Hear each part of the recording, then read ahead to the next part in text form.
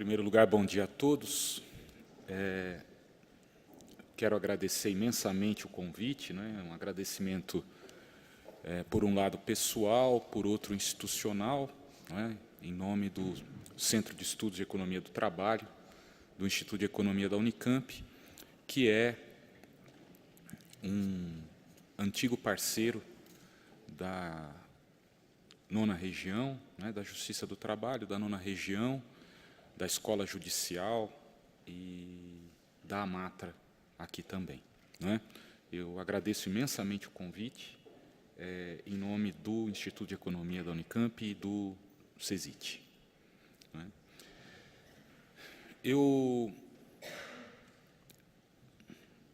Ao montar a minha exposição, imaginei como seria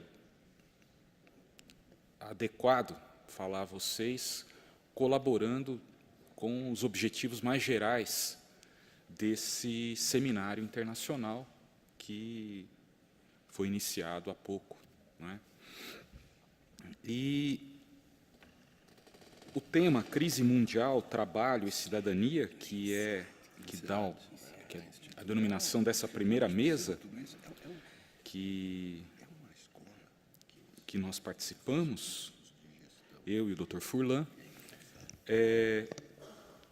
me levou, na realidade, a imaginar o seguinte, que o que eu poderia colaborar aqui com vocês para a reflexão do seminário seria, de fato, fazer uma exposição tratando das condições, digamos, da economia internacional, não é?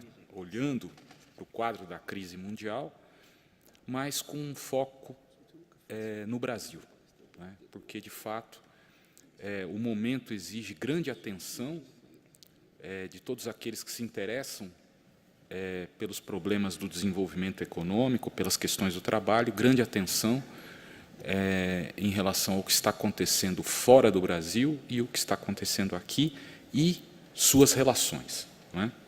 Então, eu imagino que, dessa forma, possa colaborar com o andamento dos seminários, de alguma maneira, dando algumas, digamos, algumas dimensões que são caras a nós, lá no Instituto de Economia, e a nossa reflexão sobre o desenvolvimento econômico, a vocês aqui nesse seminário sobre direito humano e fundamental ao trabalho, em tempos de crise, né? Exatamente assim, a minha exposição será feita fundamentalmente em dois eixos. Olhando, tendo como foco o Brasil, olhando o período onde nós, depois de 2 décadas de estagnação econômica, na década de 1980 e 1990, nós conseguimos, de alguma maneira, voltar a crescer, estou falando do ponto de vista econômico, não é? A década de 80 foi terrível, com estagnação, baixo crescimento. A economia brasileira vinha crescendo entre 1930 a 1980, né, 50 anos onde o país se industrializou. A economia brasileira cresceu a uma taxa média de 7% ao ano, não é?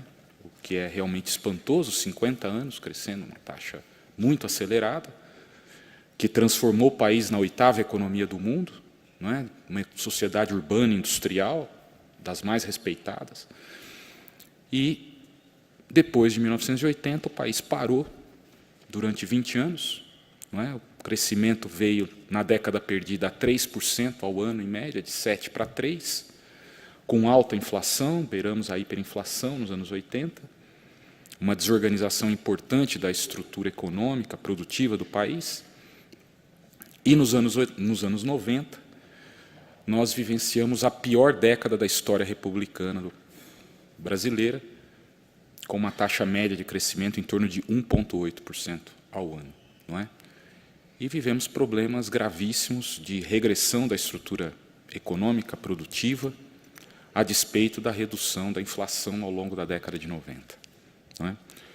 De qualquer forma, depois dessas 2 décadas muito difíceis, de 20 anos, nós, a partir de 2004, voltamos a crescer, né? E voltamos a crescer não nos patamares históricos anteriores a 80, taxa média de 4% ao ano, ali entre 2004 e 2012, né? Voltamos a crescer e isso teve importantes reflexos sobre a economia, sobre a estrutura social, sobre o emprego, sobre as condições de vida dos brasileiros. E vivemos um momento agora, a partir, digamos, particularmente de 2012, um momento de reversão dessa situação, onde são evidentes os sinais de que a economia brasileira entrou numa rota novamente de estagnação econômica e vivemos o drama que não vivíamos há pelo menos 25 anos, de olhar a economia brasileira em franca retração, né? Então, isso do ponto de vista, olhando para a economia brasileira e tendo isso como foco, tanto o momento de recuperação do nosso crescimento a partir de 2004, como das condições atuais de estagnação, tanto um momento como o outro devem ser explicados ou pensados em termos das nossas relações com o exterior, não é? E dessas relações com o exterior a partir também das nossas condições internas. Ou seja, uma dupla determinação entre o que está acontecendo no mundo, que nos ajudou a crescer, o que está acontecendo no mundo, que nesse momento nos puxa para baixo, e o que está acontecendo internamente, que também, em certo momento, nos ajudou, e o que está acontecendo internamente, que nesse momento também nos atrapalha sobremaneira. Certo? Então, esse é o eixo da exposição. Os temas que tanto eu como o Dr. Furlan trataremos aqui são temas que têm trazido grande calor ao debate, não é? E eu quero dizer aos senhores que cada vez mais exige serenidade, são temas que exigem serenidade e algum bom senso e algum distanciamento do calor que tomou conta do debate econômico, político e social no país nesse momento, não é? Para que a gente possa fazer minimamente uma avaliação equilibrada, não é? Que possibilite avançar a reflexão, não é? De fato, o ambiente está muito carregado, não é? E que implica, em vários momentos, nós não conseguirmos avançar na reflexão sobre o que de fato está acontecendo no país e o que de fato está acontecendo no mundo. Muito bem. Então, eu disse, depois de 20 anos o país voltou a crescer, né? E se nós olharmos as condições da retomada do crescimento a partir de 2004, há claramente uma, digamos, uma expressão dessa retomada que se dá em termos do dinamismo da economia internacional, não é? Em outras palavras, sendo o máximo, não é, de forma mais direta possível, nós fomos beneficiados por um ciclo de expansão do comércio internacional, e aí falando diretamente, são os chineses, que produziram taxas de crescimento do comércio internacional que foram, na realidade, as maiores taxas de crescimento do comércio internacional dos últimos 100 anos. Certo? Taxa de crescimento do comércio internacional em torno de 15%, 16% ao ano, não é? Com grande protagonismo nesse crescimento de produtos primários, não é? Então, produtos primários que foram absorvidos de forma muito acelerada e articulada pela expansão da Ásia, não é?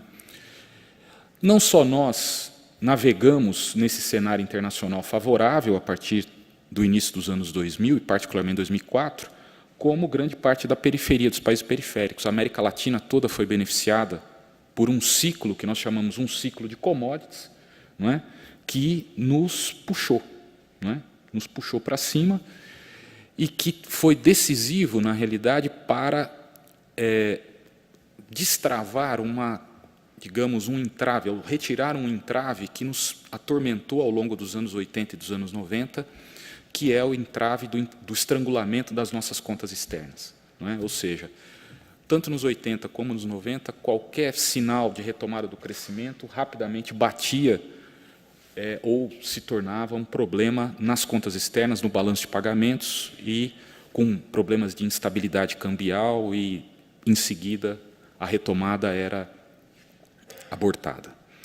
Então, a situação internacional favorável nesse sentido, a partir de 2004, abriu um espaço para que nós pudéssemos fazer políticas internas e produzir um ciclo, novamente, de crescimento sem grandes restrições externas. Ao contrário, nesse quadro foi possível acumular reservas internacionais, tá certo?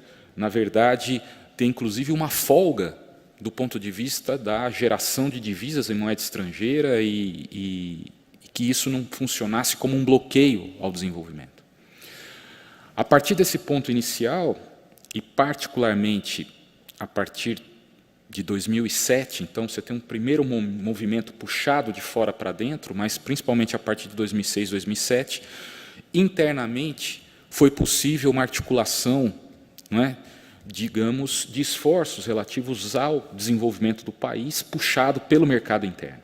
Então, no momento, a situação externa retirou entraves que vinham nos incomodando sobremaneira nas últimas 2 décadas, retirou esses entraves e, na realidade, projetou condições para que internamente nós pudéssemos fazer um ciclo de crescimento, a partir de 2006, em particular, fortemente apoiada na expansão do mercado interno. Isso foi muito importante porque isso, de alguma maneira, dinamizou as forças produtivas brasileiras, não é? Com reflexos importantes sobre o mercado de trabalho, a taxa de desemprego, que no final dos anos 90, em regiões metropolitanas, batia 18%, 19%, se pegar São Paulo, por exemplo, centro, coração da indústria brasileira, chegou a... Os dados da Fundação SEAD de IES indicavam, né, 18%, 19% de desemprego. As taxas de desemprego foram para baixo, né, aproveitando, na realidade, digamos, esse ciclo de crescimento, o desemprego caindo, a renda subindo, milhões de empregos formais sendo criados nesse ciclo, né? Ou seja, na verdade, um ciclo que começa com empuxo externo é, na verdade, encadeado internamente com investimento, com a taxa de investimento subindo, ainda que lentamente, mas, fundamentalmente, um ciclo de crescimento puxado pela expansão do consumo, não é? E, particularmente, do consumo das famílias que viam seus empregos se expandindo e sua renda também expandindo. Então, um ciclo de crescimento com forte protagonismo do consumo na determinação da expansão, não é? Apoiado na expansão do emprego, da renda, do crédito, não é? Que houve uma enorme expansão do crédito, e também na expansão de políticas sociais que foram feitas ao longo desse período. Não é? Então, se você juntar tudo isso, o país retoma o crescimento e, na verdade, funde esses elementos de dinamismo, emprego, renda, não é isso? Emprego, renda, política social, uma política agressiva de salário mínimo, que foi extremamente importante para a elevação, digamos, dos patamares mínimos na base do mercado de trabalho brasileiro, não é? Uma política de mercado de salário mínimo. O salário mínimo vinha crescendo, mesmo no período anterior, né? Se você olhar de 95 a 2002, não é? Pegando ali a saída do Plano Real até o final do governo Fernando Henrique Cardoso, você já tem uma política de recuperação do salário mínimo. O salário mínimo cresce ali em termos reais em torno de 30%, mas depois isso é acelerado e o crescimento real do salário mínimo vai a 70%, né? 70% de crescimento real entre 2003 e 2012. Então, de fato, há a convergência desses elementos que foram decisivos, produzindo um ciclo interno de crescimento, que começa, como eu disse, apoiado por uma situação favorável internacional e que depois vai tomar uma dimensão muito apoiada no mercado interno. Nesse intervalo, nós tivemos olhando para fora, uma situação muito dramática, que foi a crise de 2008, né? Deflagrada nos Estados Unidos, com um grande impacto na Europa, na Ásia, no mundo inteiro, na América Latina, evidentemente, também. Deve-se registrar aqui a resposta do governo brasileiro à crise, não é? Então, uma crise que nos pegou de maneira frontal, né? Se nós olharmos no momento em que eclode a crise nos Estados Unidos, a economia brasileira vinha crescendo a uma taxa anualizada de 6% ao ano, e no trimestre imediatamente seguinte, setembro de 2008, a economia foi a -6%. Foi de +6 para -6 de um trimestre para o outro. Houve, na realidade, o sistema de crédito interno foi travado, os bancos privados e públicos travaram o crédito naquele momento de uma maneira muito rápida, não é? E houve, na realidade, uma pronta atitude do governo brasileiro, particularmente com os bancos públicos, em destravar o crédito e responder rapidamente à crise, o que nos levou a sair de uma reversão dessa, de +6 para -6, e em 2009 ainda amargamos uma queda do produto, não é? Pequena, mas uma estagnação ali em 2009, mas a economia em 2010 voltou a crescer 7,5%. Não é? Muito em função da resposta que nós demos, e ali foi muito importante a posição do governo brasileiro em não oferecer uma resposta ortodoxa, digamos, de corte de gasto, de ajustamento em meio à crise. Na verdade, a resposta foi ao contrário, não é? E os resultados, o Brasil sai rapidamente daquela situação extremamente incômoda que nós vivíamos ali em 2009, sob os efeitos da crise. Isso foi importante. Agora, olhando adiante, nós podemos observar claramente que, a partir de 2011, há certas tendências claras e, do meu ponto de vista, tendências estruturais que foram nos encaminhando para um quadro de redução do ritmo de crescimento da economia brasileira num cenário internacional extremamente complicado. Não é? E, a partir de agora, eu quero chamar a atenção de vocês para isso e, na verdade, mostrar, de alguma maneira, qual é a nossa avaliação em termos, digamos, desses elementos estruturais que nos conduziram à atual situação. Não é? Eu vou fazer isso da seguinte maneira. Se nós olharmos, como eu disse antes, a situação internacional a partir de 2009, a partir de 2008, da crise, na realidade, a crise eclode, não é, com a quebra. Já, na verdade, você tem uma situação da economia americana muito complexa, de sobreexposição do sistema bancário, forte endividamento das famílias e das empresas, particularmente das famílias, se endividando num cenário de queda da renda, desemprego alto, como você tinha tanto nos Estados Unidos como na Europa. Né? Mas, de qualquer maneira, a crise que eclode em 2008, na realidade, tem uma saída, do ponto de vista internacional, e estou falando particularmente nos Estados Unidos, uma saída, digamos, vou usar essa expressão, um tanto conservadora. O que eu quero dizer? Todos os elementos que produziram a crise em 2008, estou falando a desregulamentação financeira, a forte exposição do sistema financeiro americano, europeu, todos os elementos que produziram a crise de 2008, em todos os sentidos, permaneceram idênticos. O que eu quero dizer é que, mesmo com a avalanche que nós vivemos em 2008, você olha a arquitetura do sistema financeiro internacional e as condições de funcionamento da economia internacional, pouco daquilo que produziu a crise foi alterado. Muito ao contrário, se olha para o sistema bancário americano e olha para o sistema financeiro internacional, ele saiu mais concentrado e o poder financeiro atuando de forma mais, digamos, assertiva, no mesmo sentido que produziu a crise, no período posterior à crise. O que eu quero dizer aos senhores é o seguinte: se você olhar todos os sinais, isso nós lá na Unicamp, e também, se você olhar, pegar, por exemplo, pega o Martin Wolf, que é um homem do establishment americano, não é?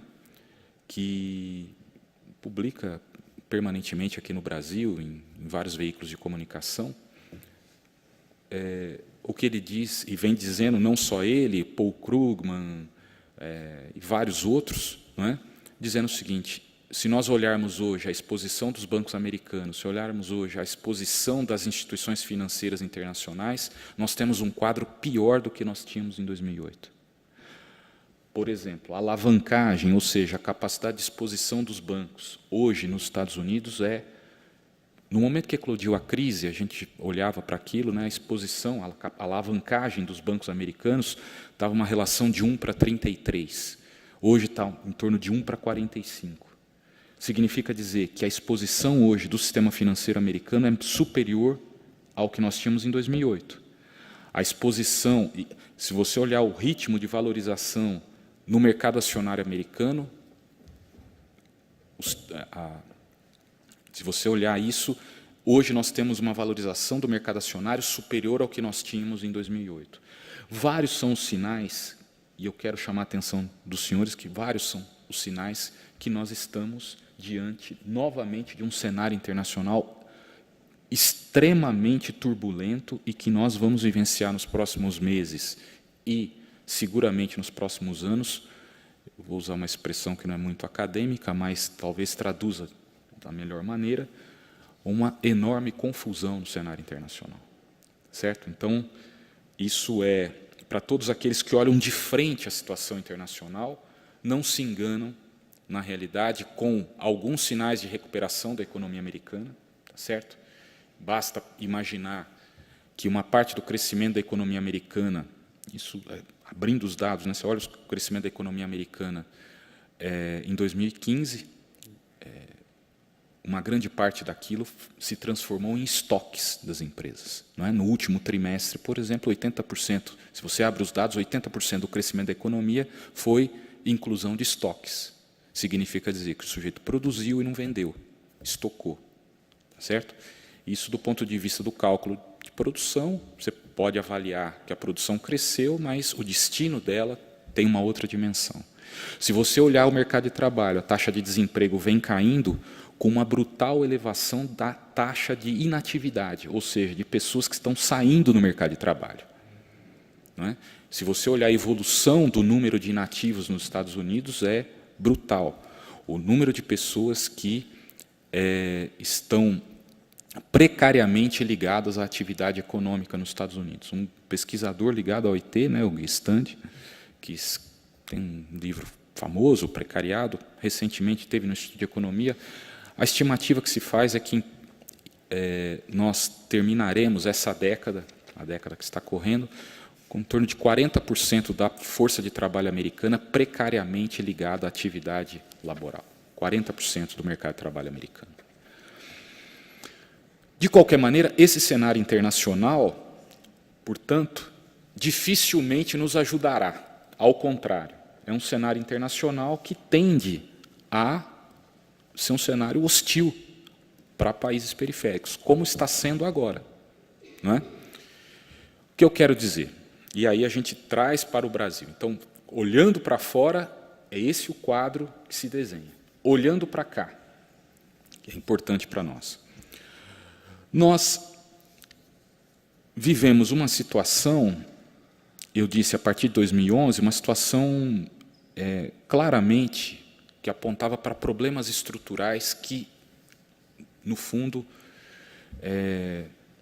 reportava a sinais de uma desaceleração com um viés estrutural, problemas estruturais que vinham à tona. Quais são esses problemas? Que eu acho que, fundamentalmente, tem também duas dimensões, eu quero chamar a atenção, uma externa e uma interna.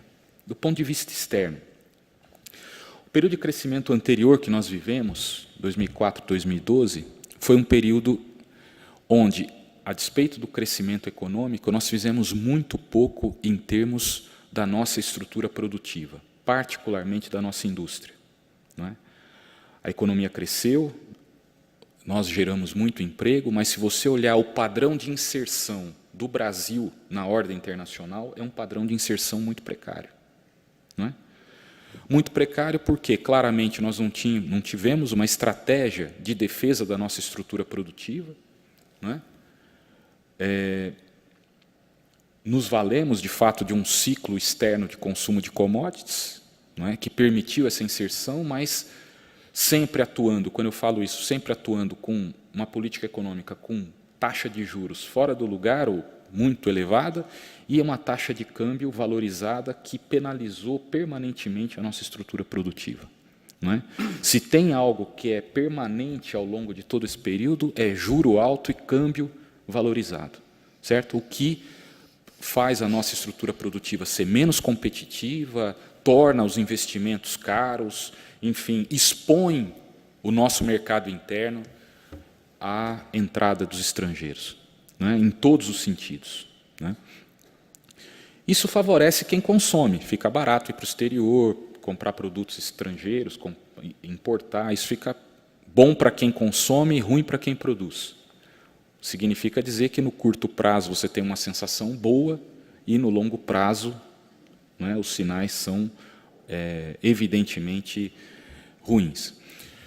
E quando eu falo que nós tivemos um padrão de inserção, olhando do ponto de vista da estratégia, né, ou, se quiserem, da forma que nós nos inserimos, aí nós temos que falar abertamente. Né? É um período virtuoso do ponto de vista da possibilidade de retomar o crescimento, mas, simultaneamente, evidenciou, no fundo, a precariedade da nossa inserção nesses termos. O que significa uma inserção, digamos, nesses termos, né, que não foi inventada nos anos 2000.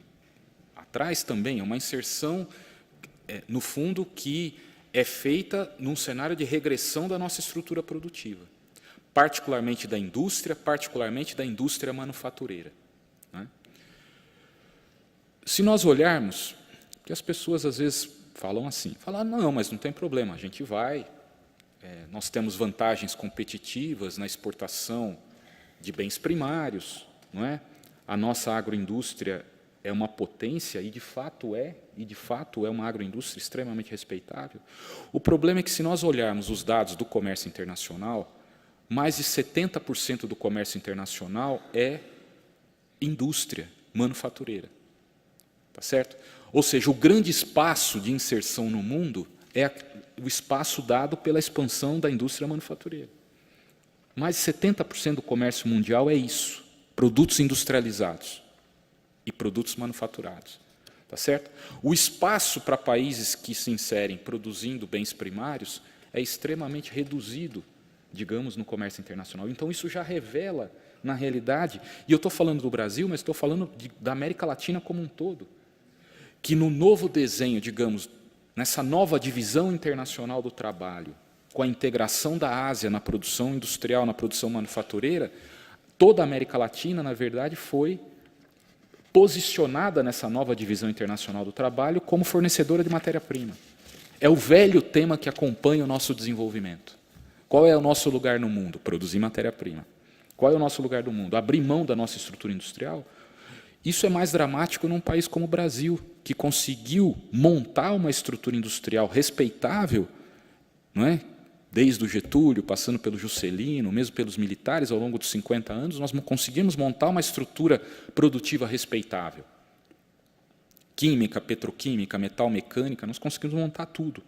Então, isso é mais dramático num país que conseguiu avançar dessa maneira e que tem a possibilidade de retomada do crescimento apoiado num ciclo de commodities e, no fundo, com um tipo de integração que claramente expõe a nossa estrutura produtiva à regressão. Então, no fundo, o que acontece? Se vocês olharem, se o tipo de inserção já se revela por essa precariedade, o que nós vivemos a partir de 2010, quando termina o governo do presidente Lula e inicia-se o governo da presidente Dilma, no fundo é uma brutal reversão do ciclo externo. Então, nós levamos ali na saída, na passagem de um presidente para o outro, na verdade, uma reversão do cenário internacional, particularmente uma reversão do preço das commodities, que, na realidade, implicou uma situação extremamente difícil, na medida em que você não tem uma inserção produtiva, digamos, mais robusta e uma inserção que vem, digamos, pela produção de primários, vivendo um ciclo, uma reversão de um ciclo de expansão dos commodities. Então, isso pode ser visto de que maneira? Não é? Olha o valor, olha o preço do minério de ferro, olha o preço do petróleo, olha o preço internacional daquilo que nos puxou, daquilo que são produtos que nós exportamos. Tá certo? Então, pega o preço do petróleo, que nem é, né, mas isso para nós é importante, principalmente olhando e vislumbrando as potencialidades da Petrobras e do pré-sal, né, a gente parte de um barril a mais de $120 para um barril a 30. Não é? Olhar o preço do minério de ferro, não é, que impactou profundamente nas nossas contas externas também. Então, de um lado, olhando, como eu disse a vocês, então, a partir de 2011, eu tenho um cenário que a gente olha, né, você tem certas tendências estruturais que vão empurrando o país para o baixo crescimento. Reversão do ciclo externo, nessas condições, é uma. Então, nós levamos uma reversão do ciclo de fora. Segundo ponto, há um movimento de reversão também do ciclo interno de crescimento. O que eu quero chamar a atenção? No fundo, quando nós olhamos para o que aconteceu entre 2004 e 2012, eu disse a vocês, um crescimento muito puxado, sobremaneira puxado pelo consumo das famílias naquela relação virtuosa. Isso nós sabemos, e a boa teoria econômica nos ensina, que ciclos de crescimento puxado pelo consumo têm um certo limite, tem um certo fôlego. Não é? E isso foi se explicitando também em 2011, 2012. Não é? Ou seja, na realidade, uma desaceleração que vinha com a desaceleração do consumo das famílias, não é? Ainda que a renda continuasse crescendo, ainda que o emprego continuasse crescendo, você vê sinais evidentes de desaceleração do ritmo de crescimento do consumo. Isso provocou, por parte do governo brasileiro, uma reação significativa. Não é? Em que sentido? De um lado, houve uma tentativa de articulação de investimentos, ou seja, tentar rearticular o crescimento, rearticulando investimentos. Não é? E, se vocês lembrarem bem, em 2012, a política econômica foi feita no sentido de uma redução mais acentuada da taxa de juros, tentando abrir espaço para o investimento privado, articulação, parcerias com o setor privado, particularmente investimentos em infraestrutura, portos, aeroportos, não é isso? Há essa tentativa.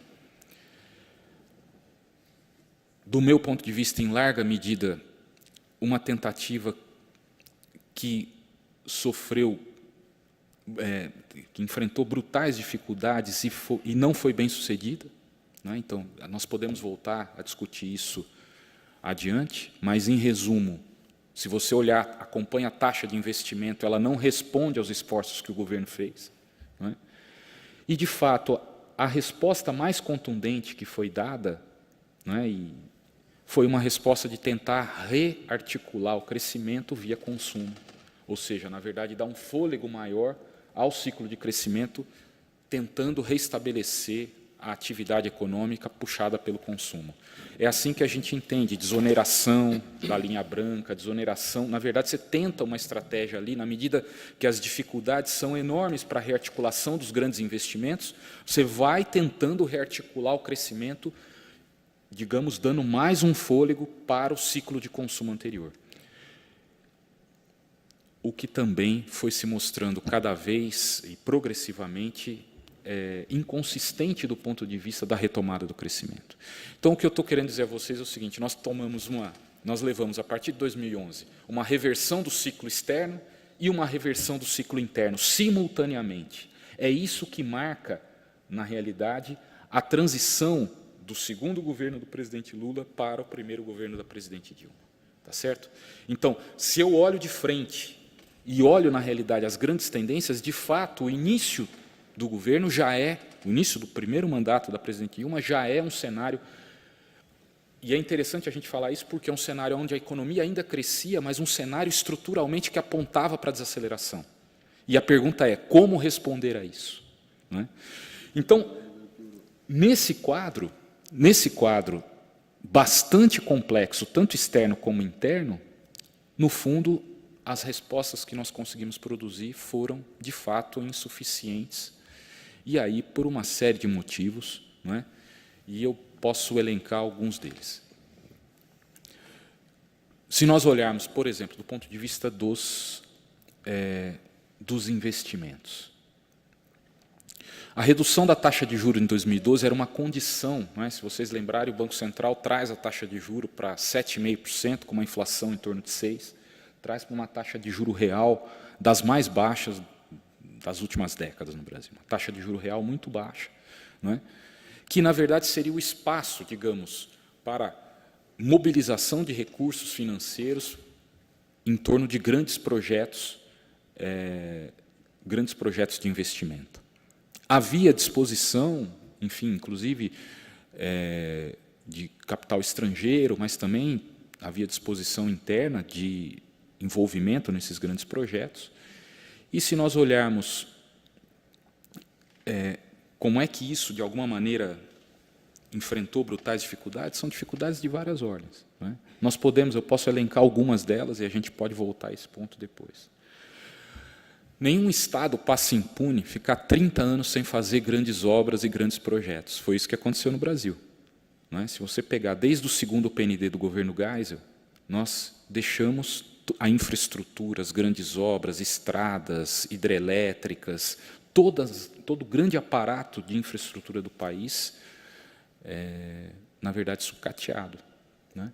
Então, você fica 30 anos sem fazer isso, você desmonta internamente ao Estado a capacidade de planejamento, a capacidade de montagem de grandes projetos, de execução de grandes obras. Isso é um problema, na verdade, estrutural, que permeia o momento que, inclusive, nós estamos vivendo, não é? Recentemente, num debate lá no Estudo de Economia, por exemplo, você pegar mesmo o metrô de São Paulo, é um esforço, né? O metrô de São Paulo, uma parte do projeto do metrô de São Paulo, da ampliação do metrô de São Paulo, foi feito por escritório inglês de planejamento. Você vai perdendo a capacidade interna, na realidade, de fazer o planejamento dos grandes investimentos, das grandes obras. Você vai perdendo know-how por dentro do Estado. Então, perda de capacidade de planejamento do Estado. Isso é um aspecto importante. Ao mesmo tempo, esses 30 anos de paralisia também foram sedimentando certas condições, e aqui entro num terreno arenoso, mas, digamos, em grosso modo, nós podemos falar dessa maneira, 30 anos de paralisia também, e particularmente o que nós vivemos nos anos 90, criou um imbróglio jurídico extremamente complexo do ponto de vista da execução do gasto público. Certo? Quem vive na máquina pública sabe disso, que, na realidade, nós temos condições extremamente hostis à execução do gasto público, em que pese, na realidade, as preocupações com, digamos, o mal feito com o dinheiro público, tudo isso, né? O que mostrou que todo esse imbróglio que foi gerado do ponto de vista jurídico, que envolve desde contradições da lei de responsabilidade fiscal, tá certo? Um conjunto amplo de condições, não foi capaz de inibir o mau uso do dinheiro público, mas foi capaz de inibir profundamente a capacidade do Estado planejar e executar suas ações. Isso foi, né? Outras condições, não é? Que, se nós olharmos, né? Então, planejamento, problemas da ordem jurídica interna ao Estado, mais do que isso, inconsistências da política econômica, não é? Quando eu digo a vocês que, em certo momento, na verdade, nós, no fundo, navegamos puxado por um ciclo de consumo, de alguma maneira também, o câmbio fora do lugar, juro alto, com esse breve intervalo em 2012, na verdade, penaliza qualquer estratégia de desenvolvimento, não é? Significa dizer, citando o seguinte, juro alto, antes, por exemplo, juro alto, antes de combater a inflação, mata o investimento. Tá certo? Então, eu quero chamar a atenção dos senhores. Há, claramente, também nesse plano, inconsistências bastante importantes, olhando para o cenário externo, inconsistências bastante importantes do ponto de vista da política econômica, da condução da política econômica, em que pese, e isso é fato, não é? Então, numa avaliação desarmada das almas e dos espíritos, na realidade, a retomada do crescimento entre 2004 e 2012 foi fundamental para nós interrompermos uma trajetória de 20 anos de estagnação econômica. Mas eu estou apontando para inconsistências também, que se revelam do ponto de vista estrutural, acima das paixões e dos partidos. É isso que é importante nesse momento, olhar. Certo? E se eu estou dizendo dessa maneira, eu acrescento que, e já vou passar para a gente olhar um pouco os dados do que está acontecendo relativamente agora, se nós olharmos o que está acontecendo nesse quadro, por exemplo, se eu penso qualquer estratégia de desenvolvimento da forma como eu estou desenhando aqui para vocês, com um cenário externo como esse e um cenário interno assim, é extremamente preocupante a paralisia das maiores empresas brasileiras também mergulhado num imbróglio terrível, não é? Que é o que nós assistimos hoje em meio a operações policiais, detenção de grandes dirigentes empresariais e tudo isso. Se eu estou dizendo que as condições da economia brasileira são essas, o que representa, na verdade, no fundo, o envolvimento das grandes empreiteiras brasileiras e a paralisia de grandes empreiteiras brasileiras com sinais claros que rebatem, e não se enganem, né? Quando a gente olha, não, paralisia de empresas como a Odebrecht, como a Camargo Correia, tudo isso, evidentemente que isso tem impacto tanto na estrutura produtiva como no sistema bancário. São das maiores empresas do Brasil com projeção internacional. Não é isso? Que operam fundamentalmente ancorada em crédito bancário. A paralisia de uma empresa dessa seguramente rebate dentro do sistema bancário brasileiro, por exemplo, e vai criando uma situação de agravamento substancial da crise. Não é? Então,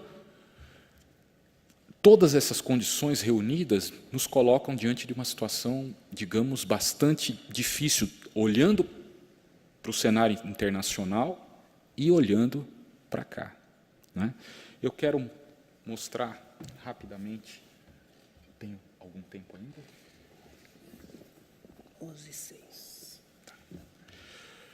Rapidamente eu quero mostrar alguns dados. Então, se nós olharmos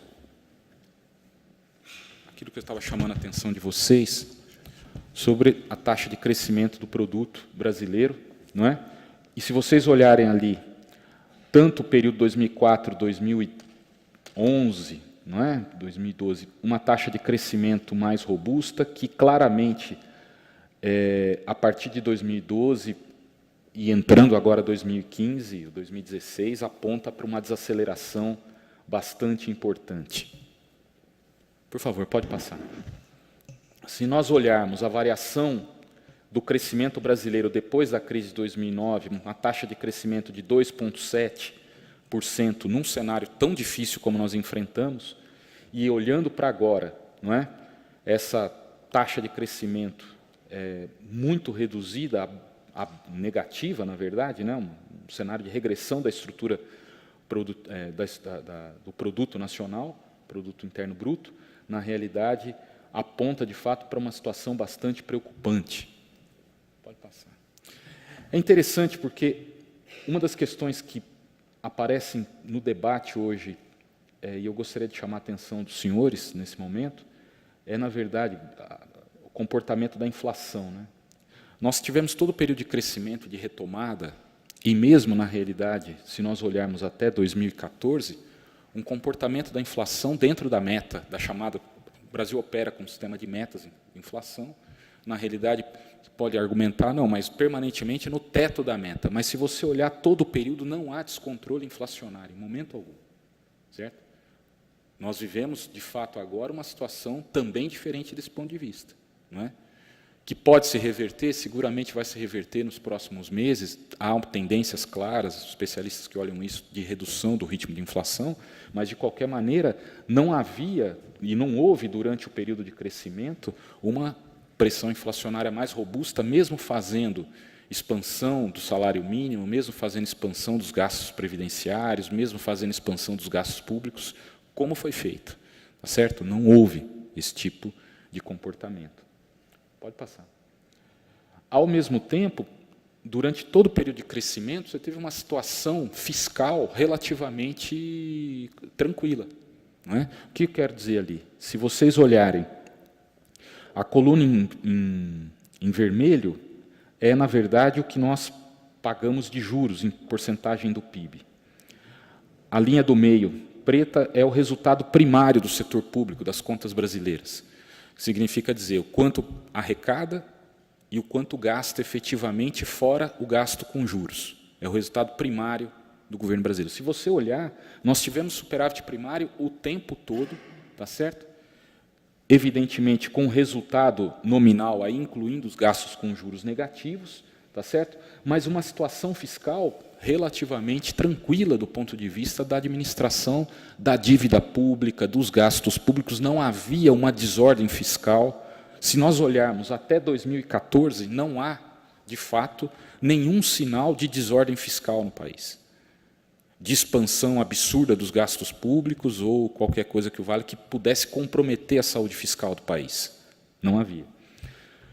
O que, de fato, vai ficando claro em 2014 é uma queda do superávit primário ali, se vocês olharem o ano 2014, uma queda do superávit primário, não é? Que ele sai em 2013 de 1,9% para 0,63%, não é? Um déficit primário de 0,6%, mas fundamentalmente determinado não pela ampliação dos gastos, mas muito mais pela queda das receitas, oriunda da desaceleração da economia. Então, também, isso é importante para a gente entender como é que a situação fiscal foi se deteriorando.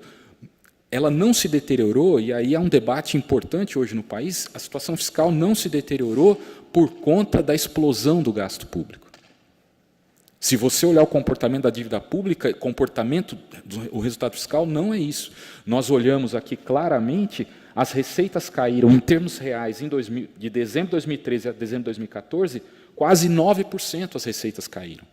A economia caindo 0,6%, e como nós sabemos, a arrecadação é elástica ao comportamento da economia, ao comportamento do produto, tanto para cima quanto para baixo. Quando cresce a economia, em geral, as receitas crescem à frente do crescimento econômico. Quando a economia se retrai, a arrecadação cai à frente.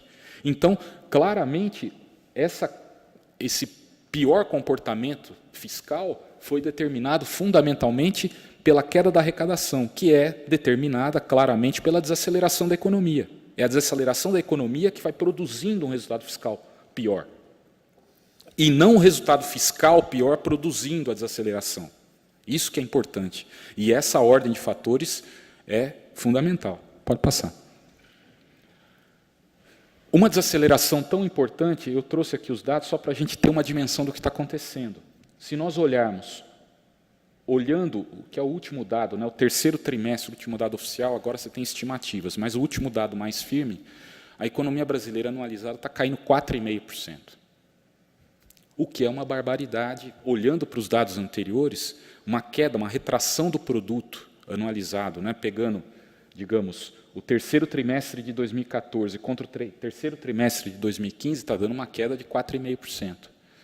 Seguramente, em 2015, a queda, não, né, olhando o fechamento dos dados, não vai chegar a 4,5%, mas uma queda de 4%, o que nós não víamos desde o início dos anos 90 com o governo Collor. Por isso que eu digo, é a maior recessão que nós temos em 25 anos, certo? Nós temos uma geração inteira que não sabe o que é isso, não é? Se nós olharmos os últimos 10 anos, pessoas que chegaram ao mercado de trabalho brasileiro que não viram o que é uma recessão, vão ver agora, não é? Pode passar. Se nós olharmos, olha a taxa de investimento, o que vem acontecendo, ela declinou rapidamente. Ela vem caindo rapidamente, a taxa de investimento, não é? Não há nenhum indicador que aponte para uma retomada dos investimentos nesse momento, não é? Pode passar. Se nós olharmos setorialmente, a queda, olhar, né, primeiro trimestre de 2015, segundo trimestre de 2015, salvo a agricultura com crescimento ali de 2,2% no segundo trimestre de 2015, pegando a coluna de cá, não é? Pegar o quadro, né, depois da revisão que o IBGE faz das contas nacionais, tirando a agropecuária, crescendo 2,2%, a queda da indústria de 5,7%, a queda dos serviços de 1,8%. Você pega o consumo das famílias caindo 3%, formação bruta de capital fixo, que é investimento, caindo 12%, tá certo? Então, de fato, pode passar, um cenário bastante importante de retração. Aqui só um dado que é muito simbólico para isso. Isso daqui é taxa de variação da venda no varejo.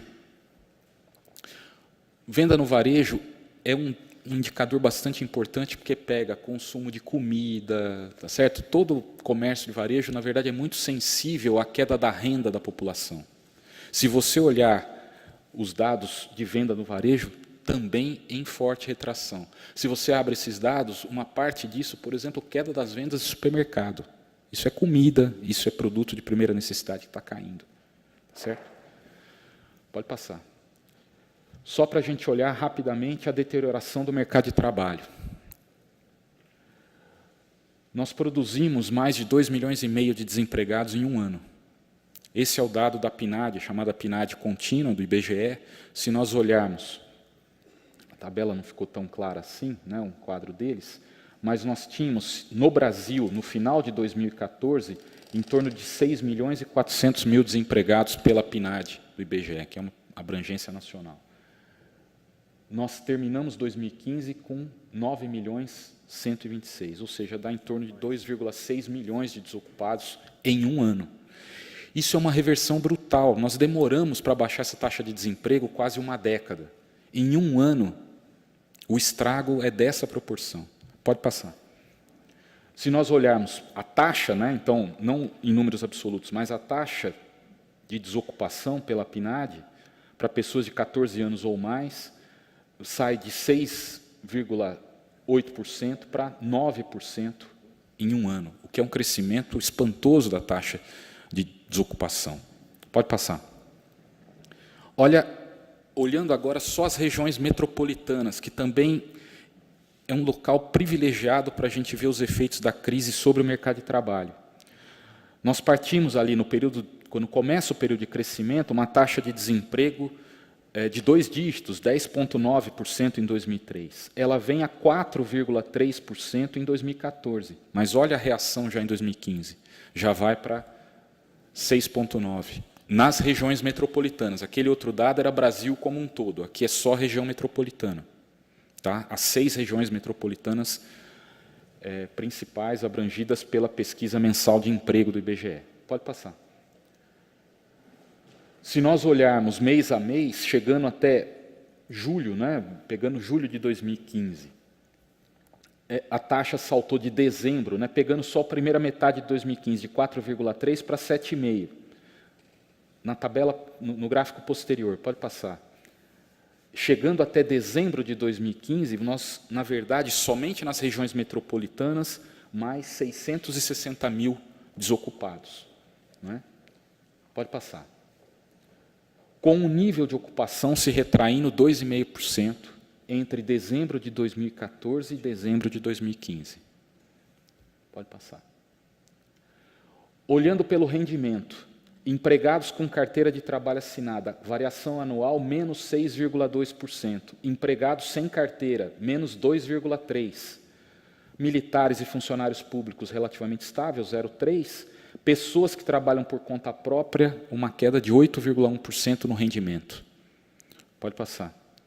Se nós abrimos do ponto de vista setorial, a indústria, né, toda a população ocupada, queda de 5,8% na renda.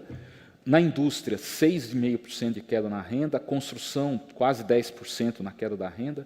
Ou seja, se você olhar, a queda da renda é muito rápida. Então, nós estamos vendo uma reversão, tanto do ponto de vista do emprego quanto da renda, simultaneamente, caindo os dois juntos. Né? Pode passar. Aqui o rendimento por região, total queda de 5,5%, e abrindo para as regiões metropolitanas, Recife, Salvador, Belo Horizonte, Rio de Janeiro, São Paulo, também uma queda muito acentuada. Né? Se você pegar São Paulo, Rio de Janeiro, Porto Alegre, né? 7,5% de queda em Porto Alegre, e assim vai. Pode passar? Com a massa também de rendimento. A massa é, na verdade, o conjunto de rendimentos somados, né? que dá uma dimensão, na verdade, do movimento conjunto da economia. Nós estamos aqui analisando os dados da massa salarial com uma queda de 8,5%. Nós não víamos isso há quase 3 décadas. Certo? Pode passar? Então, só já extrapolei meu tempo e quero dizer aos senhores o seguinte: se nós estamos pensando, e aqui o objetivo do seminário é refletir sobre a crise mundial, o trabalho e a cidadania, o que eu quero dizer aos senhores é que as condições da economia brasileira inserida num cenário internacional extremamente difícil é de enormes dificuldades para a manutenção, digamos, das condições, ou, se quiserem, de boas condições da atividade laboral no Brasil nesse momento. Não é isso? Eu imagino que a Justiça do Trabalho, no caso brasileiro, né, a Justiça do Trabalho será bastante solicitada em conflitos onde empresários e trabalhadores estarão mergulhados numa situação econômica extremamente complicada, extremamente difícil. Não é? Então, se é possível, né, e foi assim que eu preparei a minha exposição, se é possível imaginar, do ponto de vista da economia, o que pode ajudar a refletir sobre a efetividade do direito do trabalho, a proteção ao trabalhador, são essas condições que nós temos agora e que, de alguma maneira, nós teremos no futuro próximo. Tá bom? Muito obrigado.